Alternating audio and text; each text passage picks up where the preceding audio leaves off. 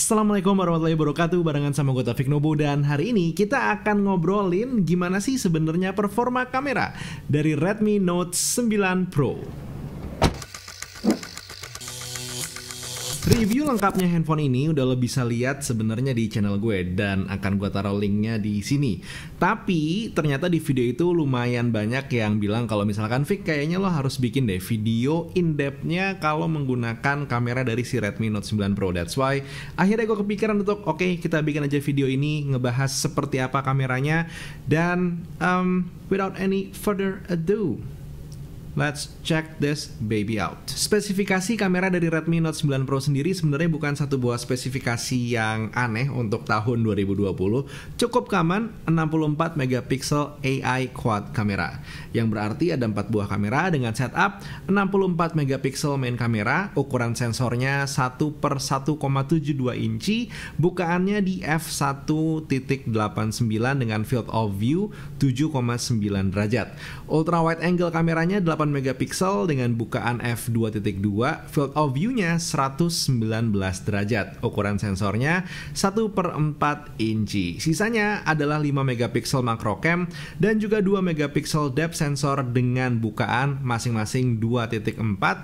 Ukuran sensornya sendiri 1/5 inci. Sementara kamera depannya Redmi Note 9 Pro ini punya ukuran 16 megapiksel dengan bukaan f2.48. Nah, tentunya kalau kita ngomongin satu buah kamera yang ada di handphone itu nggak lepas dari yang namanya software.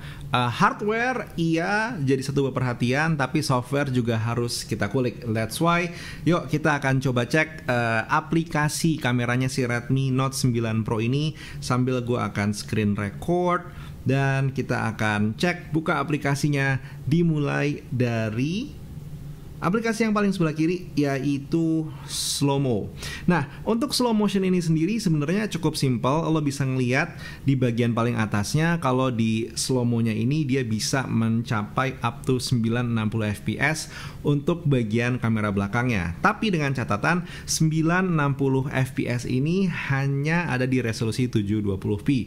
Kalau pengen dapat resolusi yang lebih tinggi, lo harus merubah fps lo itu ke 120 karena nantinya lo bisa milih apakah lo pengen menggunakan resolusi 1080 atau 720. Dan untuk slow-mo-nya sendiri itu nggak hanya berlaku untuk kamera belakangnya aja, lo juga bisa ngedapetin slow-mo di kamera depan dengan resolusi 720 up to 120 fps atau emang stuck di 120 fps lebih tepatnya lagi ya. Beberapa hasil sampel yang bisa gue kasih lihat sebenarnya sih bisa dibilang it's doing fine, tapi ingat yang namanya slow-mo itu biasanya gambarnya agak cenderung lebih soft dan itu bukan satu hal yang aneh, diterima aja. Cari cahaya yang agak lebih banyak mungkin untuk mendapatkan gambar yang bisa dibilang hasilnya lebih baik lah dibandingin yang low light. Basically that was that.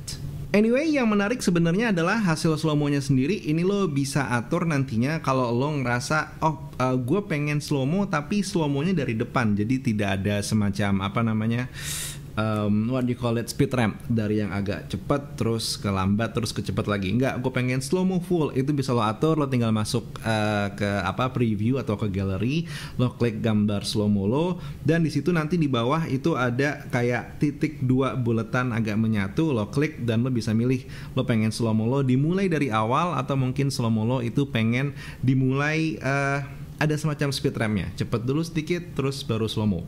It's up to you, it's creative choice, lo yang bisa menentukan. Oke, berikutnya lepas dari slow motion kita akan menuju short video. Dan short video ini pada dasarnya clear ya, video pendek 15 detik. Lo bisa milih kayak semacam filter yang namanya kaleidoscope, dan gak itu aja, lo juga bisa milih speednya. Ada super slow, slow, regular, fast, dan juga super fast. Intinya mode apapun atau mode speed apapun yang lo pilih, ujung-ujungnya tetap lo akan mendapatkan video dengan maksimal itu 15 detik. Itu aja, gue gak pengen terlalu panjang di short video karena kita langsung ke bagian yang sangat menarik, yaitu video. Nah, video ini sendiri kalau kita ngelihat di bagian atasnya ada tab 3 garis yang bisa lo klik, dan itu akan ngebuka banyak banget options. Mulai dari pilihan video quality. Video quality-nya bisa lo pilih, ini mulai dari 4K 30 fps maksimal, terus juga ada 1080 60. Cuman Kalau lo pengen mendapatkan stabilisasi, lo harus menerima kalau lo bisa mendapatkan itu maksimal di 1080 30 fps. Lepas dari itu stabilisasinya ini mati.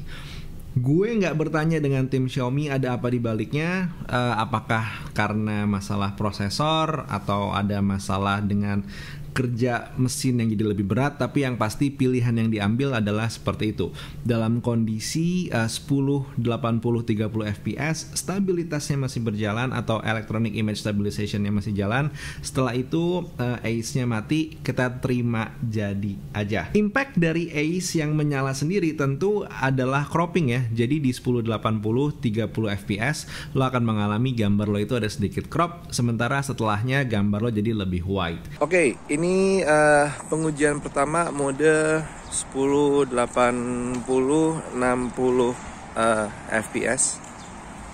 Yang lagi pengen dilihat sebenarnya adalah apakah ada stabilisasinya yang terjadi di mode 10, 80, 60 fps ini. Cek fokus, main, fokus, main. Sekarang kita akan coba mode 10, 80, 30. Ya, mode 10, 80, 30 fps. Nah, ini baru ada stabilisasinya. Kelihatan manteng baik di situ. Parah. Yang ini mode 4K 30 fps dan kalau dilihat dari layar sih sudah pasti tidak ada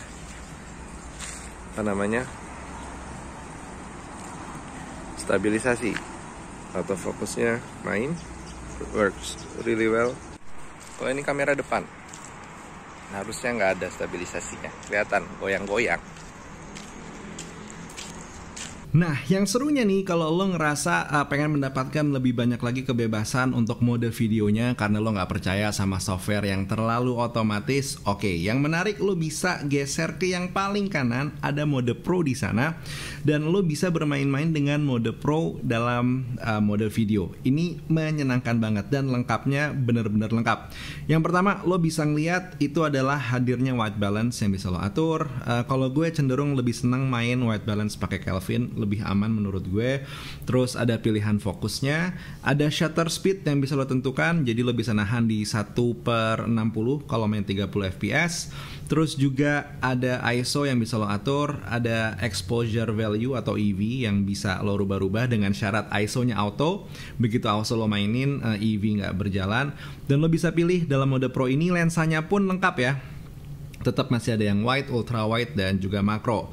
Nah, yang menarik kalau kita ke bagian atasnya itu ada 4 panel di sana. Yang pertama flash, biasanya nggak dipakai. Terus juga ada pilihan untuk pilihan metering. Mulai dari center, frame average, dan juga spot metering. Tergantung lo lebih doyan pakai yang mana. Ada assist. Lo bisa assist mendapatkan bantuan untuk focus picking, dan juga ada exposure verification atau bahasanya kalau kita pakai kamera itu disebutnya zebra biasanya. Dan tentu ada pilihan filter yang ini sih gue agak tidak menikmati ya. Why do I want a filter? Cuman kalau lo butuh, sok silahkan. Kita klik tombol strip 3 di pojok kanan atas di mode video Pro. Kita bisa ngeliat di sana ada tambahan yang sangat-sangat menyenangkan. Yang pertama pilihan video quality up to 4K 30 fps. Dan di mode ini pun bisa gue bilang masalah croppingnya berlaku. So, asumsi gue dalam 720 30 atau 10 80 30 fps tetap masih berjalan untuk image stabilization walaupun secara elektronik mungkin ya. Terus juga ada pilihan movie frame, ada show grid lines, ada straighten level atau electronic level, lo bisa ngeliat. Jadi di sini ada biru-biru yang menandakan lo udah lurus atau belum. Ada juga histogram kalau memang lo mengandalkan histogram, dan yang paling menarik ada log. Kalau lo ngeklik tombol log ini, dia akan masuk video quality-nya nahan hanya di 4K 30 fps. Nggak ngerti kenapa, tapi mode log-nya menahan di sana. Dan mode log ini sendiri konsepnya kan sebenarnya adalah kita coba mendapatkan satu buah hasil video yang flat, dimana ujung-ujungnya kita punya keleluasaan untuk mewarnai gambar gitu. Cuman setelah gue coba-coba dan gue tes, gue bisa bilang kalau mode log-nya Xiaomi ini emang bukan mode log yang sesungguhnya, but it's good to know. Jadi dia nurunin kontras, secara saturasinya masih ada, dan Yang paling utamanya adalah secara bitrate-nya tidak berubah, tetap ada di sekitaran 5 MB per second. Jadi kalau emang misalkan lo pengen ngewarnain, tidak bisa di stretch sejauh itu. Tapi lumayan lah sebenarnya hitungannya kalau lo pengen ya main-main gambar yang warna hitamnya tidak terlalu ke crush. Subtle changes bisa mendapatkan gambar yang lebih menarik. Karena seenggaknya gue sempat coba bikin video unboxing Huawei Nova 7 menggunakan Redmi Note 9 pakai mode lock, dan gue suka sama hasilnya karena ada beberapa bagian menurut gue warnanya gue nggak pengen terlalu gue crush, jadi bisa gue lebih adjust sesuai dengan kebutuhan gue. Itu sih creative choice, tapi kalau lo perlu, good to know Redmi Note 9 Pro menyediakan mode lock. Itu karena kita masih ngebahas soal video, jadi gue akan balik ke mode videonya untuk ngasih tahu kalau kamera depannya itu mentok di resolusi 1080 30 fps dan tidak bisa digunakan dalam mode pro. Nggak ngerti kenapa kamera depan selalu dibikin inferior dibandingkan dengan kamera belakang, padahal kalau kita mau ngevlog atau mungkin bikin A-roll seperti ini, ya kita bikin pasti pakai kamera depan biasanya ya. So hopefully satu buah pertimbangan untuk manufaktur handphone siapapun di luar sana, kamera depan dibagusin atau pakai teknik flip, karena biar bisa dapetin gambar yang sama bagusnya antara kamera depan sama kamera belakang. Kita pindah sekarang ke mode foto. Udah panjang banget nih video ya. Mode fotonya Redmi Note 9 Pro. Seperti biasa di bagian atasnya kita akan ketemu bar atau control center yang menurut gue menyenangkan, karena seenggaknya 3 hal ini adalah yang paling sering dipakai, yaitu flash, HDR, dan juga settingan untuk AI. Mostly gue meninggalkan tombol AI ini selalu menyala karena gue suka sama warna yang pop, warna yang keluar banget kalau gue foto menggunakan si Redmi Note 9 Pro ini. Mode HDR tergantung gue lagi pengen matiin atau nyalain, depends saat itu gue lagi kebutuhannya seperti apa. Dan kalau flash most likely ini selalu mati sebenarnya. Satu lagi kalau kita pakai kamera belakangnya itu ada ini mode filter ya, beauty dan juga filter yang bisa lo pilih. Begitu kita coba klik gitu, si garis 3 di pojok kanan ada beberapa pilihan tambahan lain seperti kamera frame-nya mau perbandingan rasionya berapa, timer, tilt shift, ada grid lines, straighten, pilihan mode makro, pilihan untuk Google Lens dan juga documents. Di sini tidak ada yang kayak gimana-gimana, dan kalau lo pengen dig in sedikit lebih dalam, lo bisa menemukan watermark, live tips, terus juga correction, distorsi kalau pakai ultra wide angle. Dan picture quality-nya bisa lo tentukan apakah high, medium, atau mungkin low. Ini balik masalah preferensi lo pengennya seperti apa. Untuk mode fotonya juga bisa lo pakai kamera depan. Ada sedikit perbedaan di bagian control center atasnya. Masih ada HDR, masih ada AI. Tapi kalau lo klik bagian garis 3 di ujung kanannya, itu berubah, hanya ada kamera frame, timer, palm shutter, dan juga show grid lines. Ke mode 64 megapiksel, dia cuma bisa pakai kamera belakangnya, dan emang ini hanya main kameranya aja. Pilihannya juga nggak banyak untuk optionsnya, so it is what it is. Jadi kayak mode AI atau HDR itu tidak bisa berlaku di sini. Setelahnya ada tambahan-tambahan lagi kayak mode portrait, night, dan juga panorama. Nah, di mode pro untuk urusan foto, ini juga sebenarnya udah hitungannya lengkap. Lo bisa pilih white balance, terus juga bisa pilih fokus. Ada shutter speed yang bisa lo pilih up to 1/4000 second. Paling cepat dan paling lamanya itu ada di 30 second. Itu udah lama banget. ISO-nya mulai dari 100 sampai 3200. EV-nya itu tidak berlaku kalau misalkan lo bermain-main ISO, so be careful with that. Pilihan lensnya juga masih ada wide, ultra wide, dan juga makro. Di bagian atas, nah ini ada mode-mode manual dan juga mungkin mode-mode pro yang bisa lo mainin. Seperti biasa masih ada exposure point yang bisa lo pilih, apakah center, frame, atau mungkin spot metering. Ada juga pilihan untuk high resolution, si 64 megapikselnya mau dinyalain atau dimatiin.